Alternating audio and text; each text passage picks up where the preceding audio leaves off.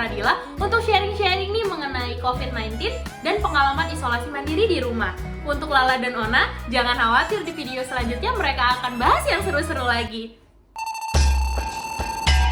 Hai teman-teman Slow Beeper, di sini saya udah terhubung sama Dr. Anto dan Dila. Halo Dr. Anto dan Dila.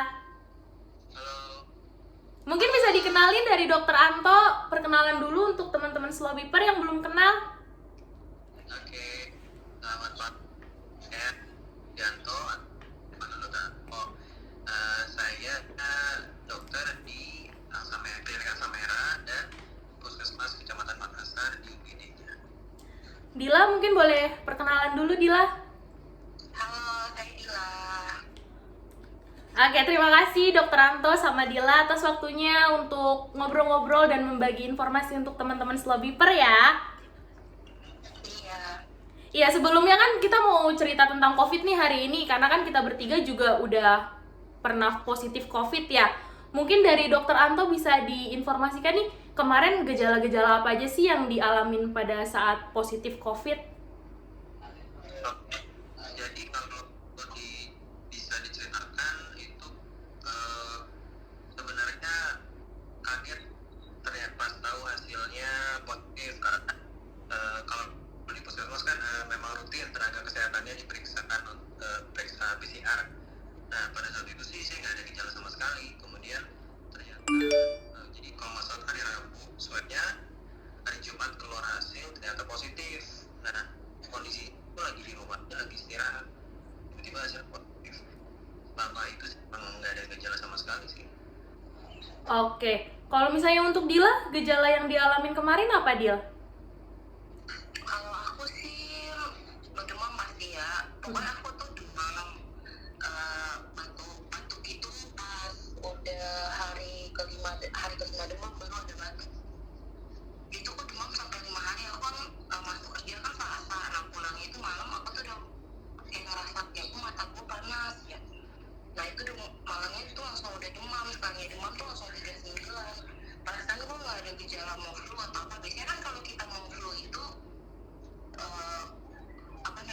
ada sakit radang atau apa gitu. Ini ada gejala awalnya, ini enggak langsung tiba-tiba langsung demam aja. Pas dicek ternyata 39.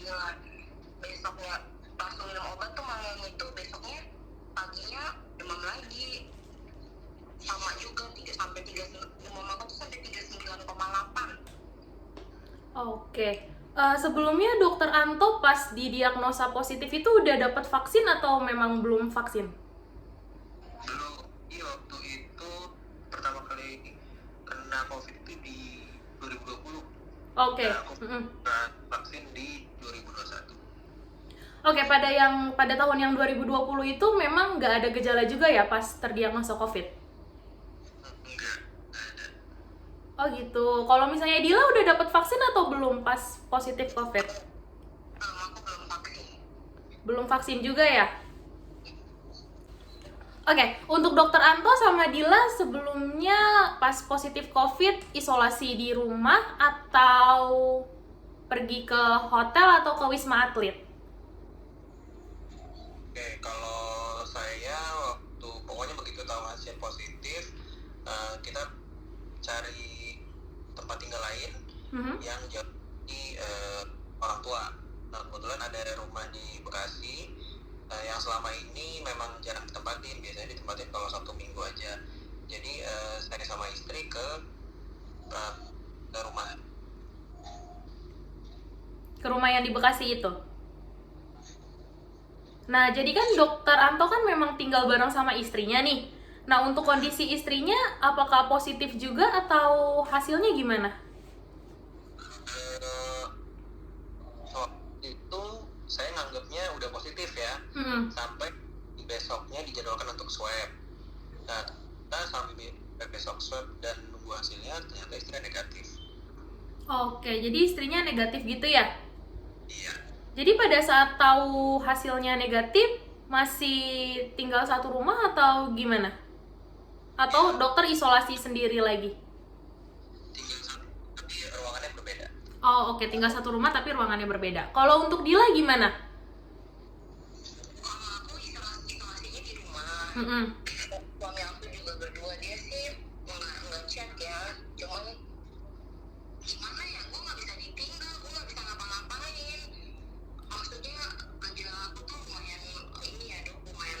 Mm-mm.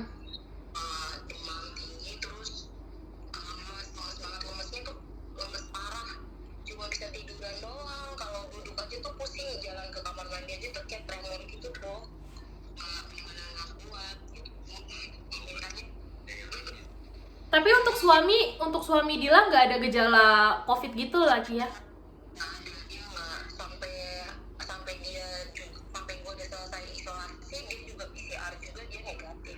Oke, untuk dokter Anto sama Dila kan isolasinya isolasi mandiri di rumah nih. Berapa hari sih sampai gejalanya hilang terus sampai bisa bertemu sama orang lagi? Kalau saya waktu itu 10 hari, Mm-mm. hari ya karena tenaga kesehatan, jadi nggak pulang dan balik kerja lagi. Waktu itu 10 hari setelah isolasi udah pulang. Ini juga sama 10 hari setelah isolasi mandiri setelah pulang. Untuk Dila juga sama? Aku sih 15 hari, pas hari ke-15 aku swab ulang kan, karena dari kerjaan suami aku kan minta harus ada swab aku dulu baru dia bisa masuk kerja. Pas aku swab hari ke-15 aku masih PCR-nya masih positif. Oke, mungkin dokter Anto sama Dila bisa diceritain nih pengalaman di rumah itu ngapain aja pas lagi isolasi mandiri, atau ada obat-obatan khusus kah yang dikonsumsi atau makanan-makanan khusus, terus kegiatannya apa aja selama isolasi mandiri? Oke, kalau kegiatannya sih nggak ada yang gimana-gimana sih. Bangun tidur, sarapan, kemudian berjemur ya pagi hari sekitar jam 7 sampai jam 8.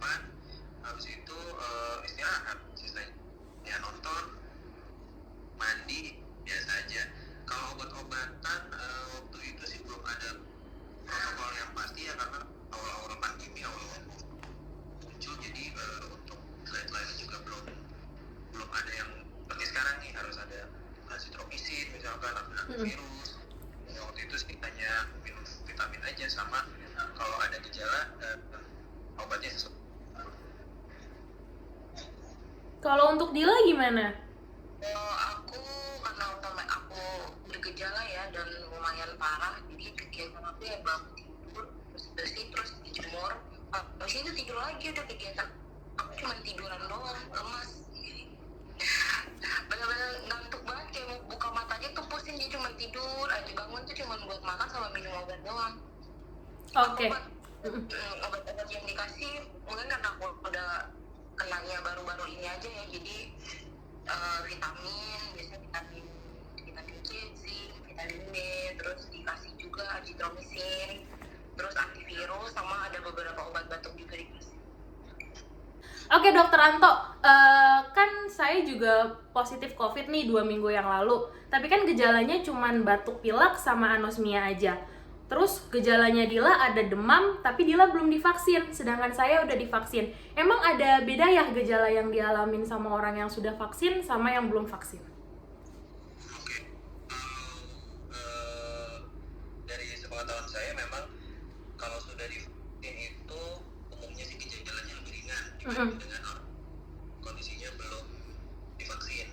Jadi karena sudah mulai terbentuk antibodi, jadi reaksi tubuh terhadap infeksi tersebut juga lebih ringan dibanding orang yang sama sekali belum pernah divaksin. Nah, kedua mungkin juga jenis virusnya juga berpengaruh sih, apalagi sekarang varian Delta gejala lebih gampang menginfeksi dan gejalanya juga lebih berat. Jadi pertama dari vaksin sudah pernah vaksin atau belum, kedua jenis dia juga orang terinfeksi itu beda-beda.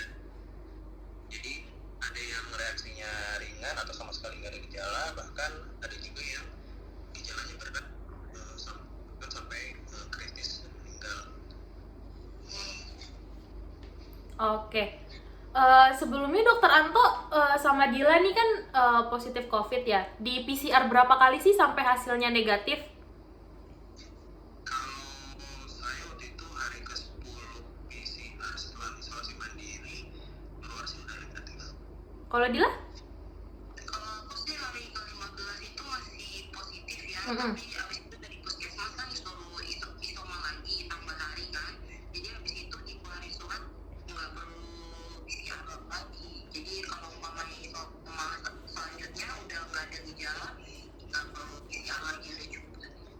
Oke, aku mau nanya sama Dokter Anto ya. Kan kemarin aku sempat positif COVID ya 2 minggu yang lalu. Terus advice dari dokter di klinik harus nunggu 10 hari. Tapi kalau misalnya udah nggak ada gejala, jadi bisa beraktivitas kembali gitu.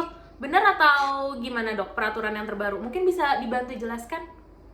Oke, jadi waktu yang terbaru itu 10 Mm-mm. hari masih mandiri tanpa gejala. Hari ke-11, hari ke-10-nya nggak perlu PCR ulang. Mm-mm. Jadi kita kembali hari ke-10 masih ada gejala atau baru muncul gejalanya hari ke-10. Nah itu ditambah isolasi mandiri jadi 3 hari lagi. Nanti di 11 kalau gejalanya sudah nggak ada udah bisa aktivitas. Oke, jadi peraturan terbarunya memang 10 hari isolasi mandiri. Kalau misalnya memang udah nggak ada gejala, boleh beraktivitas kembali. Oke deh. Mm-mm. Baru ditambah lagi, Mm-mm. kemudian di PCR ulang sih. Harusnya ya. Ya, Oh gitu, memang harus di PCR ulang lagi atau memang nggak perlu di PCR ulang lagi? kalau bergejala PCR, terutama kalau gejalanya berat. Tapi kalau sudah terpanjang 3 hari Mm-mm. tanpa gejala, nggak perlu PCR. Oh oke. Oke deh, yang terakhir mungkin bisa ditambahin nih untuk teman-teman semua sama teman-teman Slow Beeper, pesan-pesan untuk teman-teman apa sih di kondisi COVID-19 semakin banyak ini? Mungkin dari Dokter Anto dulu nih, boleh diinformasikan pesan-pesan untuk teman-teman semua. Pertanyaannya ya, untuk menghindari pertama vaksin ya, supaya melindungi diri kita dari infeksi walaupun memang nggak 100% bisa menghindari, itu tidak 100% bisa menghindari dari infeksi. Paling tidak kalau sudah divaksin kita sudah ada kekebalan tubuh, jadi kalau kita terinfeksi gejalanya nggak berat. Kedua, tetap sih 5M ya, mencuci Yap. tangan, masker, menjaga jarak, menghindari kerumunan, sama mengurangi mobilitas. Itu sih paling penting supaya kita ya nggak terhindar dari infeksi COVID. Oke, dari Dila mungkin himbauan untuk teman-teman apa Dila nih? Dari aku sih yang buat yang nggak percaya kalau COVID itu ada, kalau COVID itu cuman apa namanya apa sih kata-kata orang yang di YouTube itu kalau bikin video-video buat pokoknya itulah, kalau COVID itu bohong. Nah itu tuh COVID itu beneran ada, dan kalau diminta vaksin sih sebenarnya vaksinnya aku aja nggak nyesel nggak vaksin. Cuman sih aku memang ada sesuatu yang buat aku nggak boleh vaksin dulu ya, tapi kalau sekarang sih aku udah mau vaksin kok, karena vaksin itu benar-benar bisa banget. Soalnya karena aku berdua juga sama suami aku di rumah, suami aku udah vaksin, dia nemenin aku selama aku isolasi, dan pas PCR dia tuh benar-benar nggak kena dari aku sama sekali, nggak positif sama sekali. Udah sih kayaknya. Oke deh. Terima kasih ya atas waktunya Dokter Anto sama Dila. Pokoknya Dokter Anto sama Dila harus sehat-sehat. Salam buat keluarga. Tetap jaga protokol kesehatan sama 5M ya. Dadah! Oke teman-teman Slow Beeper, tadi adalah sharing singkat dari teman medis saya, Dokter Anto dan Faradila, yang terpapar COVID-19 dan melakukan isolasi mandiri di rumah. Untuk teman-teman Slow Beeper, harus vaksin ya, kemudian terapkan 5M, dan jangan lupa tetap patuhi protokol kesehatan. Pokoknya teman-teman Slow Beeper harus sehat terus ya. Dadah! Jangan lupa like, Subscribe. share sebanyak-banyaknya.